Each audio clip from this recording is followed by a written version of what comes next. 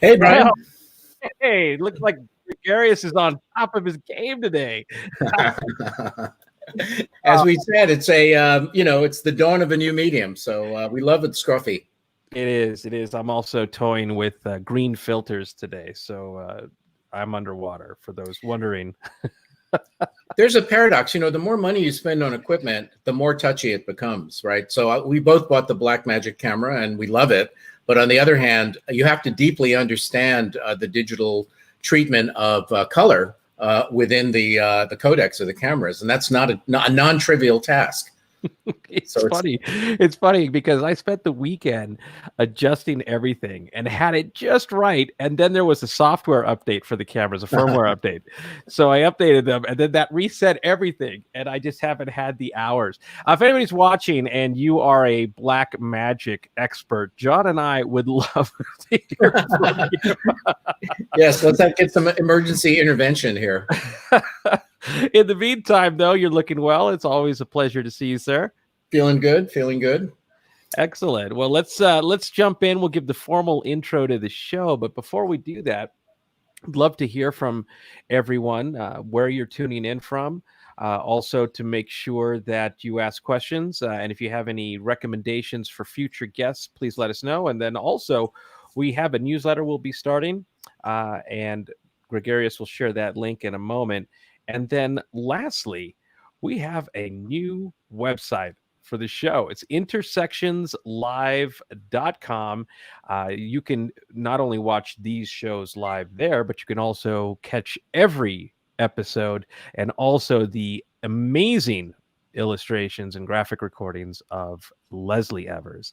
So welcome officially to Intersections. It's a weekly conversational jam. We dive deep into technology, innovation, culture, ideas, and art. We bring together diverse personalities, worldviews. We're looking at current trends, future trends. With me, as always, is my partner in intelligence and innovation, Mr. John Kao. He is a thought leader, entrepreneur, advisor. The Economist has called him Mr. Creativity. He's also a serial innovator. He's written he's written Jamming, and also he's a Tony-nominated producer of film and stage. There's so many things to talk about with your accomplishments. I don't even know if we can have enough time every episode to do this, but he chairs the Institute for Large-Scale Innovation. As I mentioned, he's the author of Jamming, the Art and Discipline of Business Creativity. He's taught at Harvard Business School. I served as visiting faculty at MIT Media Lab in Stanford. Mr. Kao, welcome to your show. Hey, Brian, welcome to our show and welcome to our jam session. And I couldn't think of anyone better and more qualified and more fun to be with in terms of being on stage to do this jam. It's like I'm playing piano and Brian is playing a mean tenor sax, and together we get to improvise and create something that didn't exist before. And, as you all know, improvisation in jazz is about creating something beautiful in the moment that is new. But we all know how to improvise because we all know how to have conversations, and it's great to have a conversation every week with Brian that is at this level of energy and intellectual stimulation and so much more. And the reason for that is that Brian comes to us with multiplicity of proficiencies, experience. He's described as a seminal thought leader in innovation and digital media, digital transformation. He's been at this since the beginning of the integration of digital and marketing. I mean, he was there before digital and marketing were conflated in the same phrase. I mean, from a formal perspective, he's the global innovation evangelist for Salesforce, but he's been an entrepreneur, an author, a thought leader, and so much more. So here we are. With our bag of credentials, ready to do some serious damage. A bag of credentials. I love that. Well, John, it's always a pleasure to just spend time with you. And first and foremost, I consider you above all a good friend, and I learn so much from you every week. And speaking of which, Well, looks good news, John. We've got a friend here with an expert in black magic cameras. I'll be following up with you. Don't you worry. Yeah, I think we have a couple of those in the chat. So It's things to good follow news. up. I'm so excited. I'm so excited. Well, let's kick things off because it's never a dull moment around here. John, you want to introduce our first guest? I couldn't be happier about the opportunity to introduce Tony Orsten, whom I've known for a number of years, whom I've worked with, and whom I consider a good friend, and also my really unique perch and perspective on what's going on, not only in the UK with regard to media and entertainment, but globally. Tony is a award-winning television director, producer, executive. He's been active in the entertainment industry for some 4 decades and more. He's an active, I would call him a venture catalyst, as well as an investor in next generation content businesses. And when you talk to Tony and kind of unpeel his background, and he says, oh yeah, I did sort of a motion capture venture with Andy Serkis of Gollum fame, or, oh yeah, there's this famous writer that I'm doing a content deal with, or, oh yeah, those executives at film studio XYZ are trying to reposition themselves in this new digital era. And you just realize that, Tony looks at the landscape of media and entertainment as a landscape. And it's not just one format or one business model. It all kind of melds together. And it's, I think, so exciting, therefore, to have him on the show in this time of disruption, in this time of discontinuity, in this time of pandemic. First of all, to get a read on what's going on, but secondly, to get a read on where it's all going. So, Tony, so great to have you.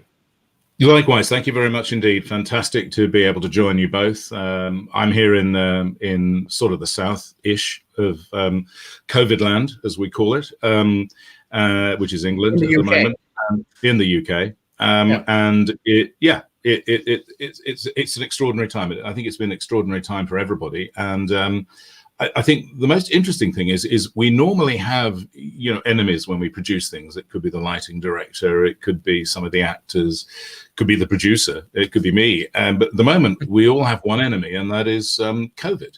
We have one thing to defeat. We have one thing to focus on, which is the disease. And I think that has sort of united the industry in trying to find solutions and trying to get to move forward. And I think that's probably the biggest positive to come out of this, because the negative, I think we all know, that the inability to produce as we normally produce, the cuts in budgets from various people because advertising revenue has gone down, those sort of things which I barely need talking about, because when you're producing content, ultimately you're telling stories. And at the moment, there are some incredible stories to tell. And I think the saddest thing is a lot of media outlets are focusing on the negative, on the bad side of where we are, and some of the bad stories are coming out. And I personally much prefer, as a creative, to try and focus on real human stories that will almost, but not completely, celebrate the situation we're in. And that sort of brings to mind something that happened in early May in the UK. And there's a producer called Jeff Pope, and Jeff's an old friend of mine. We've known each other for about nearly 40 years, and he is a prolific producer of film and television in the UK, and he's done very well. He's produced some films, Philomena, you might have seen, Stan and Ollie, and some great TV, The Moorside, Scylla, The Appropriate Adult, and stuff like this. And he was scratching his head around about mid-April, just after the lockdown, about 3 weeks after the lockdown. He thought, what am I going to be able to do here? How can I do something in the whole production? How can I make a drama? Can I do it? And he sort of came to the conclusion that actually there is a possibility that he could do something by telling what he called isolation stories. So telling stories about isolation, except he couldn't film it. How could he film it? How could anybody film anything? Because nobody at that time in the UK could go near anyone else. That was it. No possibility.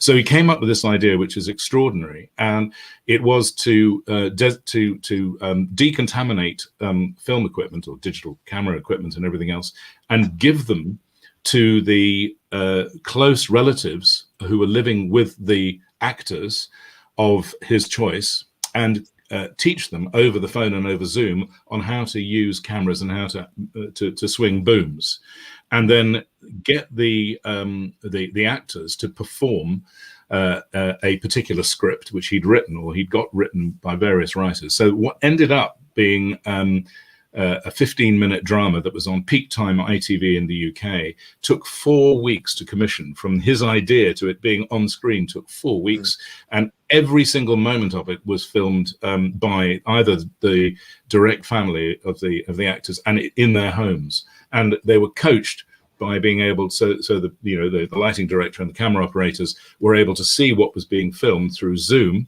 and they was being recorded locally. So we ended up with 4 15-minute dramas produced at the height of the pandemic in the middle of lockdown, and they were absolutely incredible. They were, they changed people's minds about isolation, and they were at peak time on our network television in the UK. So we felt pretty good about that. I think he felt pretty good about that. The exciting thing is that you can do things even when there is a full lockdown, and it's not impossible. Nothing's impossible. Nothing so is impossible. The question, though, is what the economic model is for all of the artists and the artisans and the craftspeople and even the producers at a time when there's no doubt that the medium has gotten democratized. I mean, we just had the founder of MicMe on the show, and I'm now his biggest fan. I've just ordered every product they make, because for $400 you can get a microphone that fits in the palm of your hand that wirelessly connects to your iPhone 12 Pro Max, and all of a sudden you have a movie studio, not in a studio, but literally in the palm of your hand in 2 pieces, one of which you can put in your pocket, right? So the medium is democratized, but then there is this question of how you not only make money from a corporate profits point of view, but how you support careers. There's a very interesting book that just came out called The Death of the Artist, which is about the erosion of the business model in every aspect of the so-called fine arts. And I'm wondering how you see that, because we're in this kind of watershed period now where the models are, I think, going to shift quite dramatically. And I'm wondering if that benefits the sort of bottom-up artist creator community, or disadvantages them. I know. I think it benefits them. So what's happened is the budgets have been reduced in general, but not completely. Depending on where you are and which broadcaster or streamer you're working with. But the biggest issue really is the inability. Well, let's take 2 different examples. You've got some of the bigger production entities, are really struggling because they have a much more delicate business model. Some of the smaller production entities are really benefiting, one of which I'm part of. And we had an animation project that was going into production just as lockdown happened, and a big drama. And the animation project was extraordinary because we were able to continue producing it by moving some of the creative artists home, and they worked from home with the animation. And the other interesting thing is when we came to record the artists, some of the actors with their parts, actually having to vocalize their parts, we couldn't get them to obviously go into a studio. So we sent them microphone kits to their homes, and these are relatively big stars all over the world, and they were able to set themselves up and follow a Zoom a sort of a course on how to be a home voiceover artist, and they did it, and it was so successful that as a result the whole concept of doing this isn't going to be lost at the end of the pandemic. So we're going to carry on doing it because it worked really well. And then the drama, which was a very big Netflix drama, was going into production on April the 4th from my memory, which is 2 weeks after the lockdown started. And again, to your point, John, obviously the difficulty was here, this is a very big multi tens of millions, and this was going into production. How can you possibly go into production? And if you stopped all of the people who you'd already signed up and were, if you like, employed, what would happen to them? And obviously, as you know, Netflix and other companies such as, particularly Netflix, set aside some money to try and hold people in place during the period leading up to the relaxation of the pandemic, which happened around about the summer. And then we went back into production again. And the other thing, John, to your point, is that there are, in our country here, we have something called Strictly Come Dancing, which is Dancing with the Stars, I think, where you are. It's a British format, of course. Well, here we spent months and months in the BBC working out how to do this and how to make sure we were able to do it. So we were able to keep everything intact and actually shoot the whole program, and actually with some we think augmented aspects to it. So in the end, it has sort of benefited everybody, including the cast and the crew and the production teams. But the question is, the bigger production companies, are they going to be Right. able to survive the slowdown? Well, it's interesting. As you're speaking, I'm speculating that this is actually going to benefit the new players like Apple, Amazon, and Netflix, because their inherent business model is very profitable and money is sloshing around like it's going out of style, and so they are actually in a position to retain talent and to do things that are non-economic during the pandemic, whereas some of the more traditional incumbents are not. I want to give Brian a chance to get in just a sec, but there's one more thing that I'm burning to ask you, which is, if you just project yourself, say, 5 years into the future, 3 to 5 years, pandemic is over, we're kind of at the new equilibrium, et cetera. What does entertainment look like, and what's the connection between the entertainment industry and the mass audience? How is it different? I mean, people talk about when things get back to normal, which is kind of a fantasy. I don't think that that's going to happen, but it's something different. So what is that something different in your mind? How is it going to change? Yes, I'm just reading from John Reed, who's just popped up on the screen. A very interesting point. Yeah, well, I think the good news, I think, is that people are serious about change now, whereas a lot of people were not serious about change. They gave it lip service. I think change is there, so people are listening, whoever they are, in whatever situation they happen to be in, and whether they're a broadcaster, whether they're a theatre company. Change is acceptable now in all of its forms.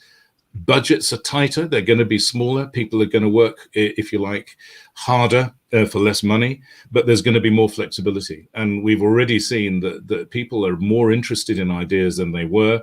They're willing to take more risks with ideas, which means hopefully in the end there'll be more ideas we'll get there. But to your question, John, I mean, what is entertainment going to look like in 5 years' time? Well, one could easily speculate that more of it will be home-based. People will be more comfortable sitting at home watching that entertainment rather than going to watch it live. But I have a sneaking suspicion that people are going to be really keen on going back to watching, live entertainment on the stage, watching sports and everything else, but also at the same time being more involved with the content rather than just sitting back, leaning forward. Even people of my age, I should be careful what I say here, more of the lean forward and more getting involved with content, which I think is exciting and different and new, and is going to be part of what's going on. And the last bit is on the animation side, because animation doesn't have to be done in great big offices and in big rooms. Animation can be done on people's laptops, on people's desktops, all around the world. I think that's going to democratize animation. And there's going to be special effects and visual effects of all kinds. And I think that's going to make a big comeback in all sorts of different ways that we're not expecting. And I've seen a few interesting and different things pop up over the last few months. And you're saying interactive within the live context or interactive in general? No, I think just in general. I think people have looked at some of the things that Netflix have done and they've sat back and said, well, that's interesting. But I think nobody really cared because ultimately the status quo was firmly in place. Whereas I think the pandemic has shaken everything up.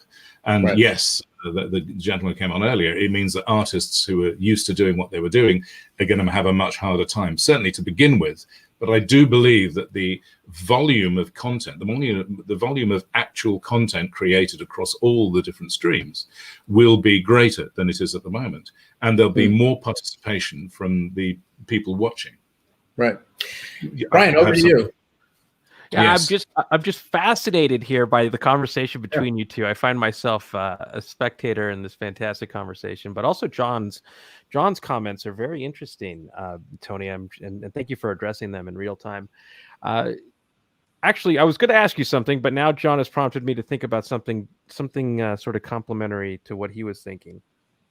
Well, we'll see if it's complementary. Hollywood and theater has been, I guess, what's a good way to put this? If we look at the music industry, it's been completely disrupted over and over and over again, to the point where even the innovators in the game, like iTunes, for example, was itself disrupted by Spotify. We've seen the dynamics of relationships between fans and artists change. We've seen sort of the need for artists to be more and more relevant in terms of timeliness of releases. So moving from, say, albums to singles to video experiences to social media. And then lastly, we've seen sort of the monetization model kind of continue to evolve. But Hollywood, quote unquote, let's just say film and theater, has enjoyed actually a disruption-proof-ish series of decades until the pandemic. And now we're starting to see a rapid rise in new forms of content. I saw recently a comic that said, there's an individual on a couch that said, "I finished Netflix. Now what?" So I guess this is all leading up to a point of, will things continue to evolve like we've seen with the music industry at this rapid clip now in terms of movies and television and just video entertainment and theater?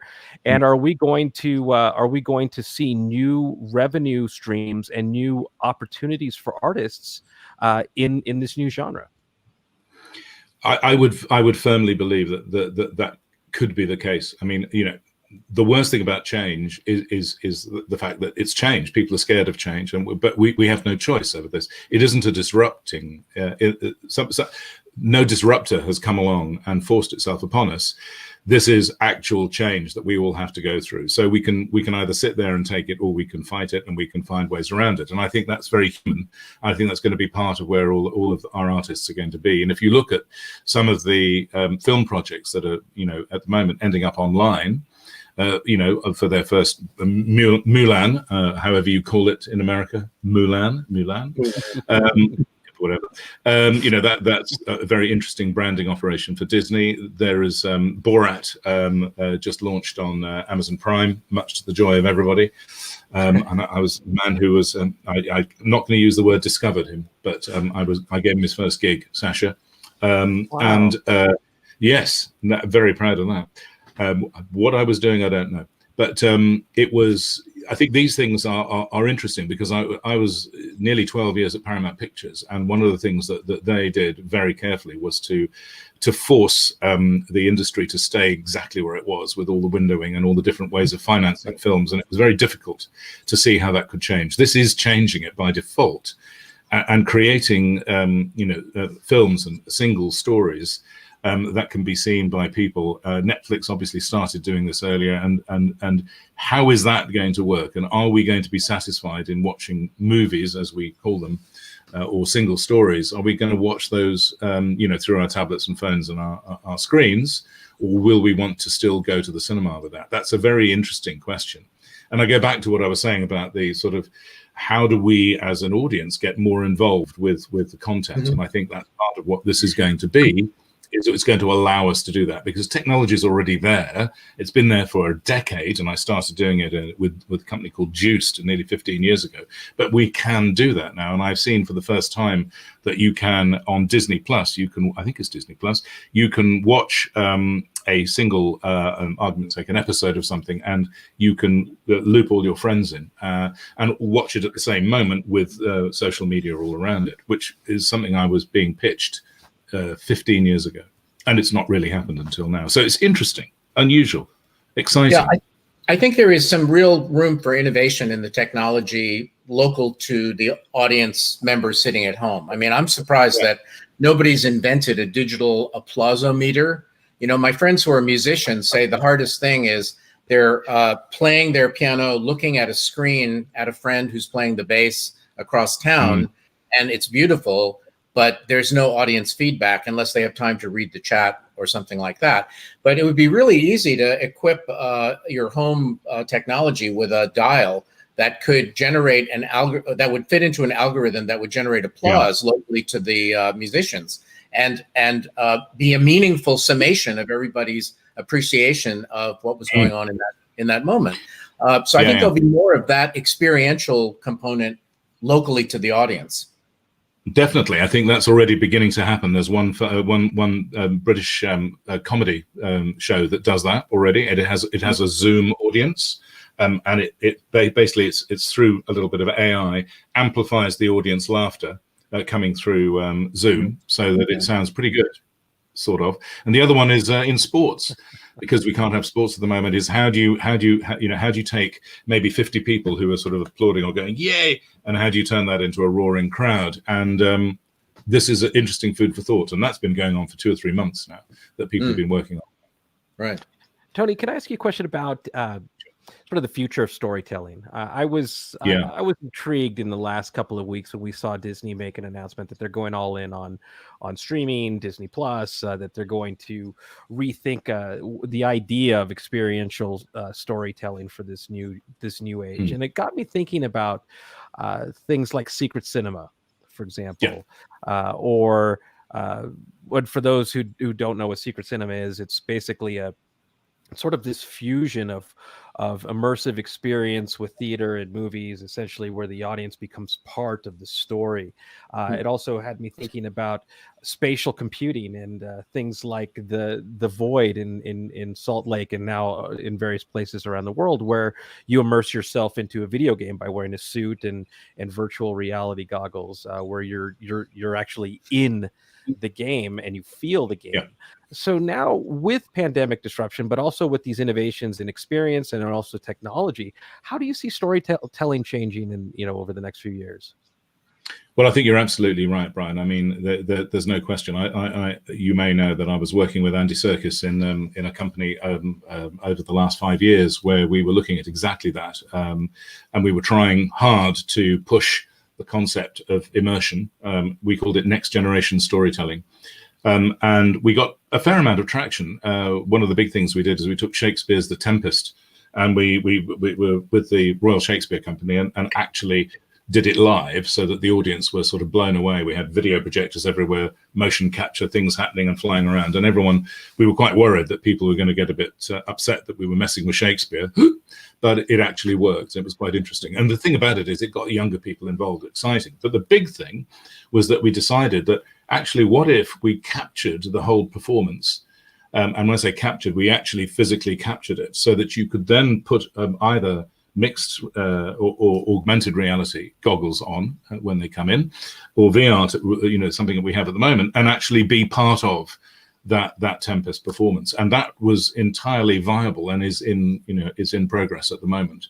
So these are gimmicks at the moment, because people can't see this as the mainstream. But then some of it, because of COVID, will come forward.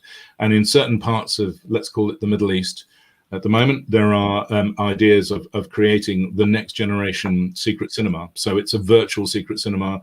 You sort of go in and you put goggles on, and you have this incredible experience for an hour, and you come out the other side. I mean, that might be put on hold, obviously, because of COVID, but that is actually being discussed in detail, with obviously money involved, and quite a lot of it.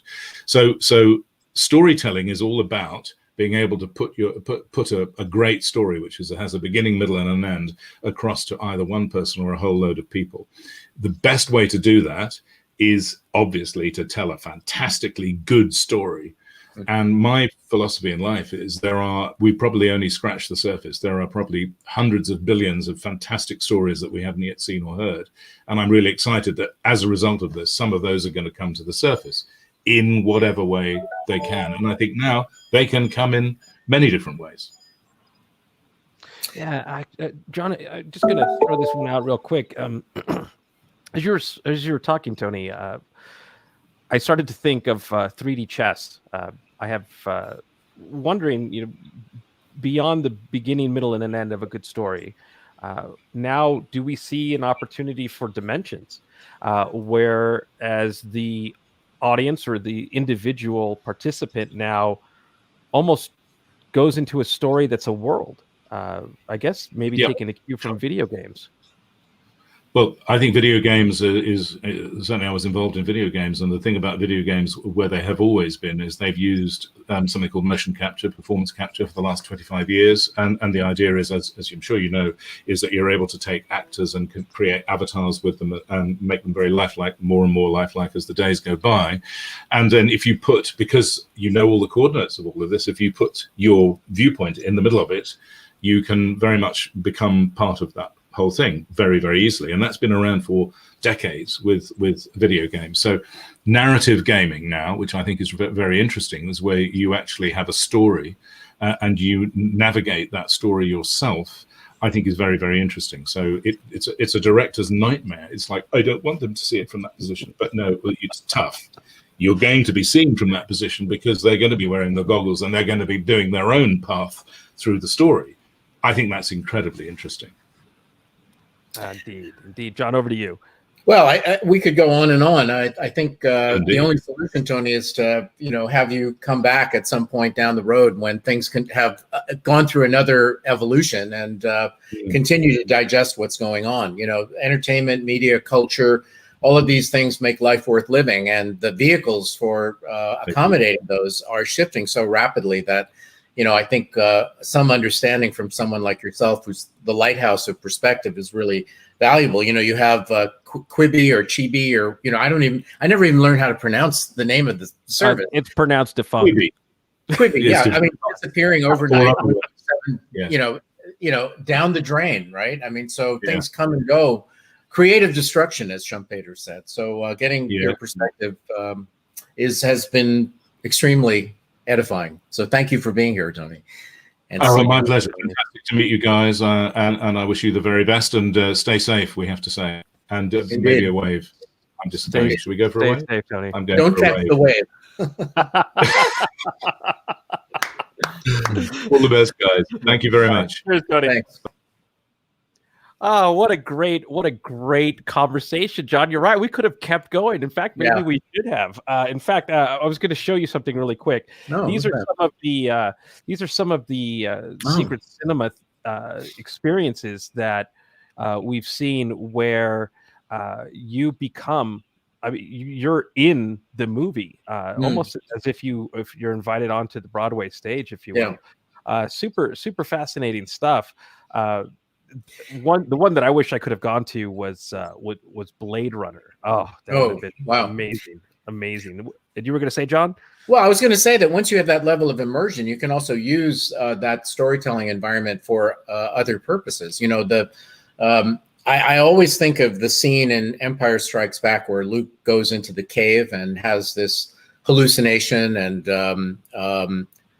it's kind of like the deep DNA of his life, so to speak. And I think whether it's getting deeply engaged with a sustainable development goal agenda or personal development or whatnot, there's the entertainment as spectacle and sensation, like riding a roller coaster. But this immersion also can it be intensely personal and psychological. And I think I think those are dimensions that we have to look at, because the traditional consumption of culture in terms of, back to the Greeks, catharsis, right? Mm-hmm. So we're always going to have that. But now the media can be much more intimate. It can be on your personality. It can really start to mess with your emotions in a very different kind of way. And I think that's really an area for further exploration. Wow. Actually, I really love where you're going, because essentially you're saying you're going to go into the cave like Luke Skywalker and come out transformed. And then essentially the story becomes that transformation process. The director isn't so much just about the visual or auditory experience. Now it's about all of the senses of experience and designing for that. And that's actually both scary and also quite powerful. And also quite beautiful in a sense. So I would love to actually explore that, and let's see who we could bring on for that. Dr. Geeta is on, but before we bring her, we have to explain something to our audience. So Rich Levendoff, our scheduled second speaker, developed a dental emergency this morning and is right at this moment in a dentist chair. I won't go into the details about what they're doing to him, but it would raise empathy and make your skin crawl if you knew what was happening. And it has something to do with a broken tooth that certainly wasn't planned. So we're going to have him back shortly, and he sends his regrets. And this is life in the big city. But as you may have noticed, Brian and I rarely get an opportunity to chat with each other like we have both at the beginning and in this intermission time, because we're busy teeing up our guests and trying to really bring out the best and all the value in their being here for all of you and for us as well, obviously. But Brian is an incredibly knowledgeable person in so many areas, and I have a few things to say here and there. So, we've always had this plan B that if a guest somehow failed to materialize, that there were an infinite number of topics that Brian and I could jam about as well. So if you see us vamping a little bit, that's what's going on. Yeah, in fact, John, before we bring Dr. Geeta on, I'd like to just ask you a quick question, because I noticed that you published a very interesting story on Forbes recently. And earlier in this conversation, you brought up the concept of creative destruction. And the article in Forbes was this conversation or this exploration between disruption and discontinuity. And I was wondering, especially since we're looking at, for example, the disruption of Hollywood or this disruption of Broadway, what is the difference between discontinuity and disruption, and why is that important? Sure. Well, that was exactly the title of the piece. It's disruption and discontinuity, why the distinction should matter to all of us. And I think it's disruption has almost become the cliche du jour. It's like you have a sailboat and you're on the high seas and the sky gets dark and the waves get bigger, and now you've got to be resilient and agile, right? What does that mean? Well, you have to be flexible to cope with the waves that are coming at you. You have to, be you have to be resilient and courageous to kind of have the fortitude to make your way through it. But eventually, the waves are going to subside, and there's lots of talk about how to cultivate resilience and agility. But I view this as, from a maritime metaphor, let's extend that, this time of disruption. And I'm reminded of the age of exploration in the 16th century when Vasco da Gama and Magellan set forth from Lisbon with the blessing of the royal family. And they had maps that ended at the limits of the known world. And beyond it was the famous legend, here lie dragons or monsters, right? But they were in the grip of this big vision about, if we just sail across the unknown ocean, we're going to get to a fabled place where we can buy black pepper, which at the time was the most valuable commodity on the earth, and bring it back to Portugal. So disruption is about a situation where we reach the end of our knowledge and there's a huge gap. And while we may have a vision of a desired outcome, we don't have a map and a set of rubrics for getting there. And that requires a totally different skill set. It requires the ability to create, imagine, reinvent. It requires the ability to take risks, to be humble, not to rely on legacy, to harness your intuition, and so forth and so on. And so I feel that looking at this current era as an era of disruption is necessary but far from sufficient. And that talking about it as discontinuity really moves us in the direction of developing the practical proficiencies for navigating. And so, we see this in the entertainment and media discussion we just had. All of a sudden it grinds to a halt in many, many areas, but the energy is still there. So how do you navigate across the blank ocean with the blank map? And then I think what we're going to see with our next speaker, I'm really excited about that, is what's going on in healthcare, with the pandemic and with the digitization of the doctor-patient relationship and so on. So I think the distinction, words really matter, and, if we're disrupted, well, let's get undisrupted and we'll get back to, being calm seas. But discontinuity is we really have to roll up our sleeves and we have to think differently, because otherwise we're not going to get to where we want to go.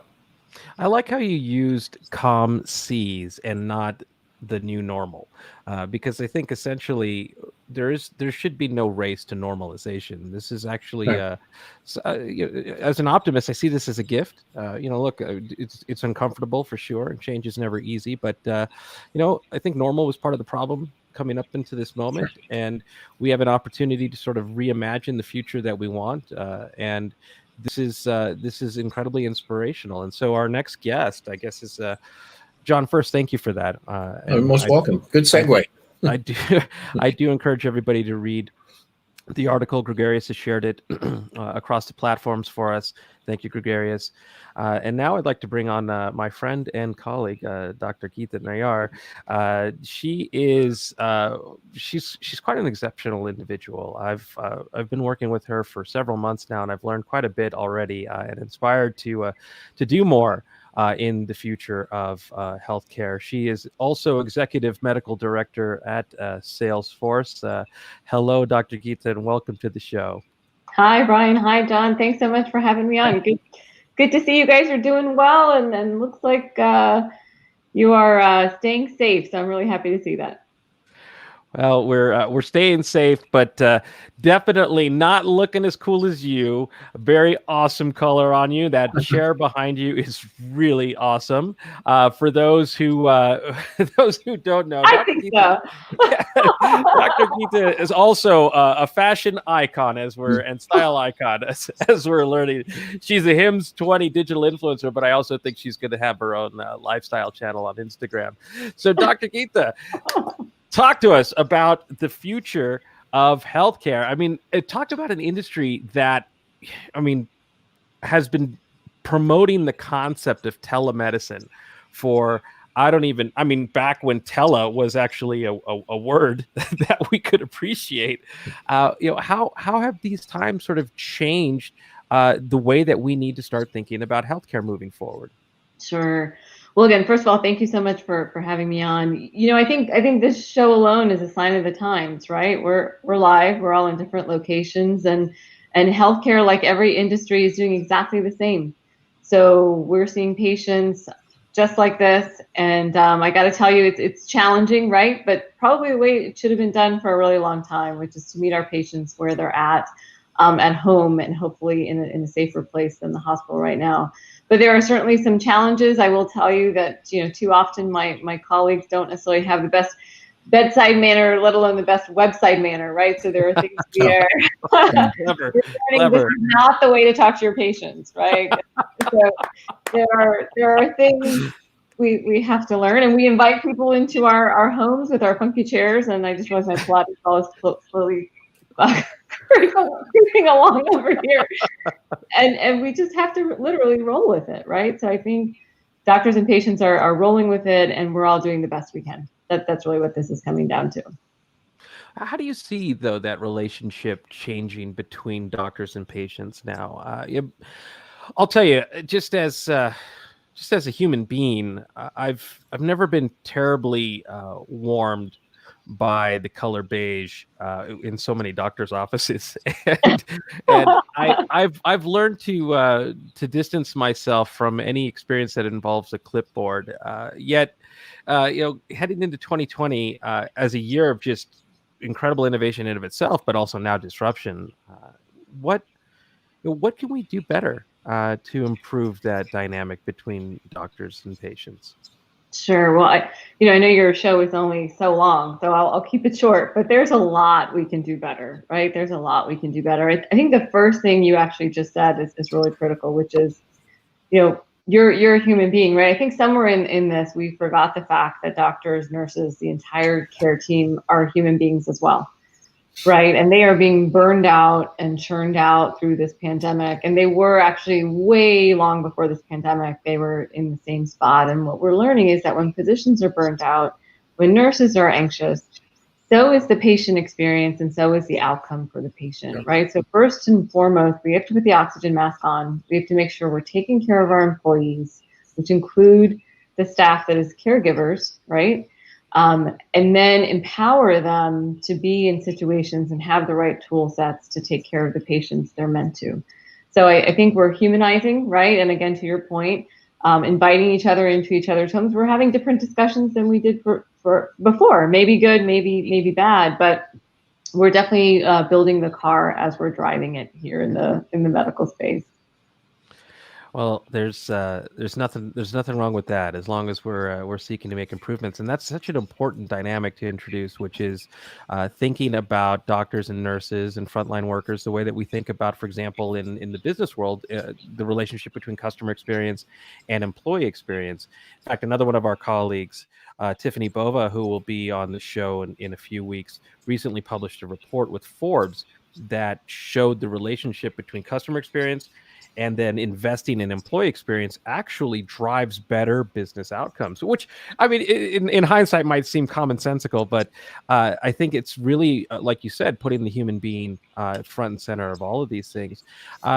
John, before I turn it over to you, I just wanted to ask a question about some of the work that you and I have done together. So, for example, we published an article in Thrive, and I've used that article as sort of a playbook of sorts to live a better life, of thinking about the positive side, as an optimist, of COVID disruption. Like how is it changing, or how can it change our lives for the better? And I'm going to tag one more thing to that. So changing our lives for the better, and then also reimagining healthcare from a reactive to also a preventative or proactive engagement too. You got it. Sorry, I wasn't sure if that was for me or for John. Oh, no, it's for you. Sorry. So, I think that's a great point that you make, Brian, which is that, we've always thought of healthcare as, just for that emergency, right? Too often we have seen patients in the emergency room for things that were not emergencies, right?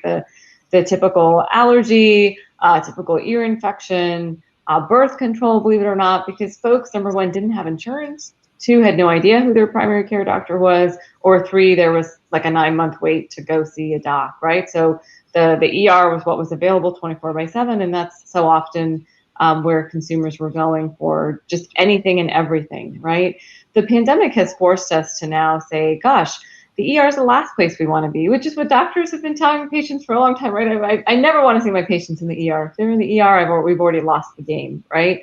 So I think the flip side to the pandemic is, number one, health is top of mind for everyone, right? In a way in which they may not have ever. And they could be a healthy home. They could be a home with asthmatics, a home with, someone who's immunocompromised or dealing with cancer. But the point is, health is front and center for everyone. And everyone is asking themselves the question of, how can I stay home? How can I stay healthy? And how do I prevent? For the first time, it's not about, what pill can I take? And what quick sort of silver bullet can I find? But instead, how do I just get my body and treat my body like a temple, right? And really eat at home, walk. We see so many people out now, and just taking the time that they didn't have before, because now we also are all finding ourselves with a lot more time. So I think that's one of the blessings of this pandemic. But unfortunately, it has come with so much, and we're really in a place now where this last part of the year is going to be very tough all across the board. And so I think it's important to do everything we can to suppress the virus, keep the viral numbers down. But it's also very important and just as critical to keep spirits up. And I think that's something that we're seeing, and we're also seeing at the forefront of this is mental health awareness, and making sure that we really are realizing that mind-body connection and doing everything we can to help support each other as a community. But it is certainly a hard time. Yeah, John, over to you. But you just made me think about how we also play a more important role than I think we give ourselves credit for in being our own caregivers. And I think this time is showing the importance of that. Thank you for your answer. That was amazing. John, over to you. So I'm excited to speak with you. I'm the other MD MBA in the room here, so we share a professional perspective. I'm curious, first of all, what your thoughts are about how telemedicine is affecting the doctor-patient relationship, and I mean in terms of the deeper dynamics of what it takes to build a doctor-patient relationship that leads to positive outcomes. There's been some anecdotal evidence that, for example, in the mental health psychiatry end of things, that people may even be more inclined to confide or be open with either a digital persona, like the early ELISA experiments, or with a therapist that you see online, but where you're not in the same room with them, which raises the kind of social anxiety quotient. But you could confide in things that are more personal, with the notion that the person is not there. And then so much of positive outcomes in terms of adopting new habits come from that doctor-patient relationship, which is now mediated by screens. And of course, there's a trade-off, because it's much more efficient. I mean, in theory, you could see your doctor more frequently, or see them in a different way, or see them with information kind of accompanying the video stream. So you seem to be in the middle of that, and I wonder what your thoughts are about that. Sure. So John, it's a great question, and you know this, better than me, right? Which is that it's about a complement, right? It would be a misnomer to say everything can be done virtually, everything should be digital, right? Babies still have to be born, surgeries still have to be done, hands still have to be held, and I think it's important to recognize that it's a complement. That said, I think we're going to learn as we go, again, as we mentioned earlier, but one of the good things that has come out of this is more access, right? So to your point, the 6-month waiting list, the 9-month waiting list, because now we've opened up apertures and digital engagement, whether you call it telemedicine, virtual care, just digital engagement, being able to text your doctor, being able to get information from your doctor's office. The number one thing that patients always say to me is, Doc, how do I get in touch with you? I have a question. I didn't quite get that about the medication, or mom thought of something later. So access is huge. And I think that's what we're seeing with telemedicine and virtual care, is that patients feel so refreshed to have access, more so in a way they did than before.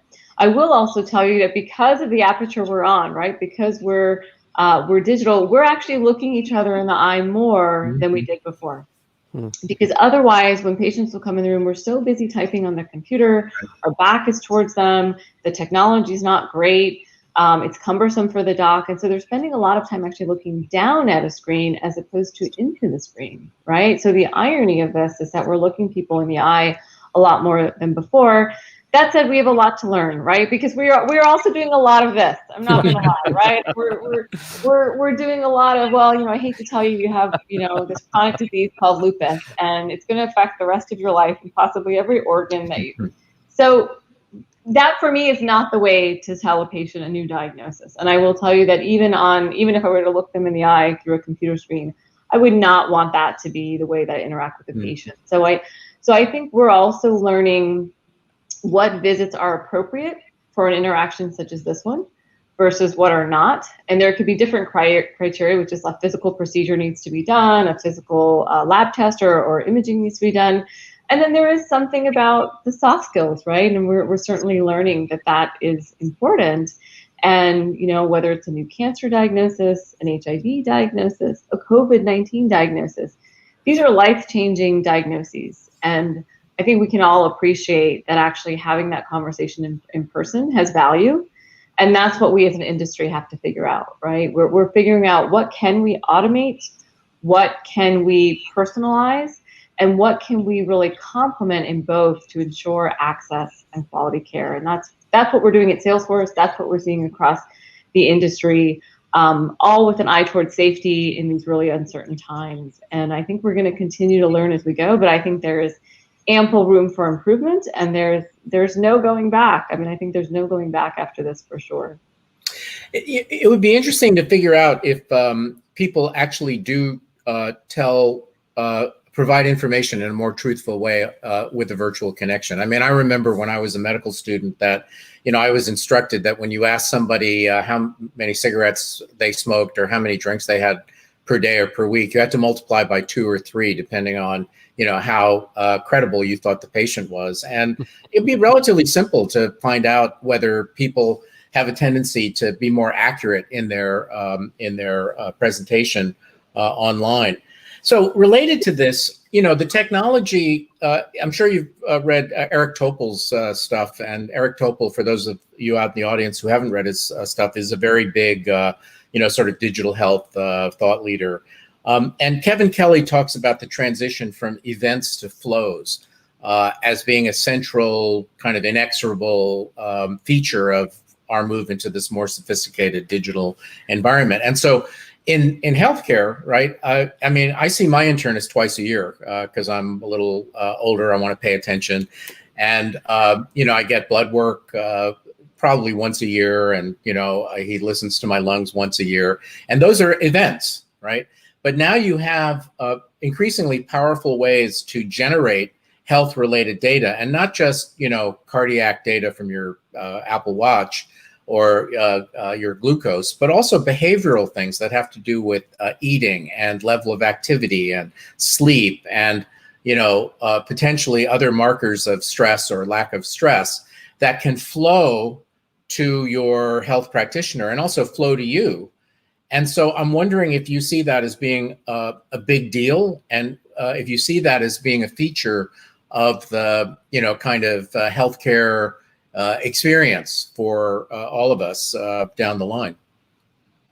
Sure. So it's a great question. And I think we are seeing more of that, right? And again, at first is starting with again, the consumer really leaning into their healthcare, right? Whether it's an app that they're using, they want to know their heart rate 24/7, prevention, again, being top of mind, health being top of mind in a way it wasn't previously. I do think we have to be careful, right? Because sometimes just because we can measure it doesn't mean we should, right? I don't need to know your heart rate 24/7. Please don't send me that data. So what we have. Should I turn this off then? Because I'm sending it to you now. Yeah, right. Exactly. Whoa. So that's what you hear from the clinical side, is that we have to figure out, again, the clinical relevance, right? What data points are actually meaningful versus just static noise, right? And so those are the things that I think are going to come out of this. And I think also with the advent of AI and analytics, what we look for as physicians are trends. To your point, John, and you know this, right? It's the trend of, gosh, if your blood pressure is usually high in the morning, is that because you haven't taken your medication yet? Is that because you had salt the night before? Those are the things we're looking for, as opposed to a 24/7 feed of, Brian's heart rate, and then, being able to correlate that and ultimately be able to correlate it to the best treatment that we can personalize to you, right? And the real money, so to speak, in healthcare is personalized treatment and personalizing the experience. And if we use data in a smart way to do those things, that's really the future of healthcare. Not just putting everyone on Lipitor because study of middle-aged, white gentlemen shows that it's preventative, but saying, gosh, for an Asian American middle-aged male, John, I'm going to pick on you for a second, right? Lipitor is actually not the right solution. And in fact, it is something else. And we know that because of the data. And we know that because of John's history. And so we're going to personalize that. And oh, by the way, we're also going to make it a great experience. And we're not going to tell John, hey, make sure you take your beta blocker, right? Yeah. So that's the key, is bringing it all home. We are far from that, but I think we're moving the needle much faster because of this pandemic. And lots of opportunities, I think, are opening up. Tons. Yeah. So Brian, you want to take us home?